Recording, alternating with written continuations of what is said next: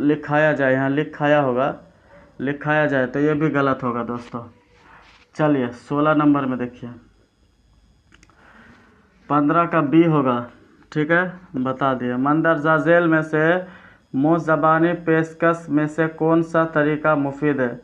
मंदरजा झेल में से मुफीद है, मुफीद बोले तो क्या है, पॉजिटिव है। मुफीद का समझिए पॉजिटिव, मुफीद का क्या होगा, पॉजिटिव होगा। नहीं का होगा निगेटिव, ना हो तो फिर निगेटिव, पॉजिटिव का होगा मुफीद होगा, फ़ायदा होगा फिर भी पॉजिटिव। यानी जिसमें हो जो मतलब कुछ वैसा अशार मिले जो मतलब हम लोग का कुछ फ़ायदा मिले, ठीक है। 16 नंबर में देखिए, 16 में क्या है, सूती पेशकश, तो ये वाला क्या होगा, गलत होगा। नज़्म की पेशकश, ये भी गलत होगा, ठीक है दोस्तों। आमने सामने के पेशकश, ये भी गलत होगा। इशाराती ज़बान का पेशकश, ये वाला सही होगा। अगर आप मेरे पिछला क्लास कंटेंट नहीं देखे हैं तो तब आप लोग को मुश्किल लग रहा होगा, लेकिन मुश्किल नहीं है, ठीक है।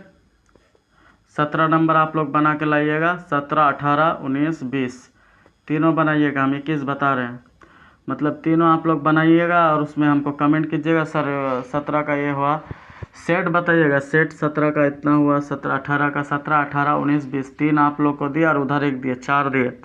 तो ये सब आप लोग बना के लाइएगा, तब हम समझेंगे जो मतलब आप लोग पढ़ाई करते हैं। नहीं तो समझेंगे तो कुछ नहीं पढ़ाई करते हैं, खाली क्लास देख लेते हैं छोड़ देते हैं। ऐसा नहीं करना है दोस्तों, ठीक है। अब चलिए 21 नंबर में चलते हैं।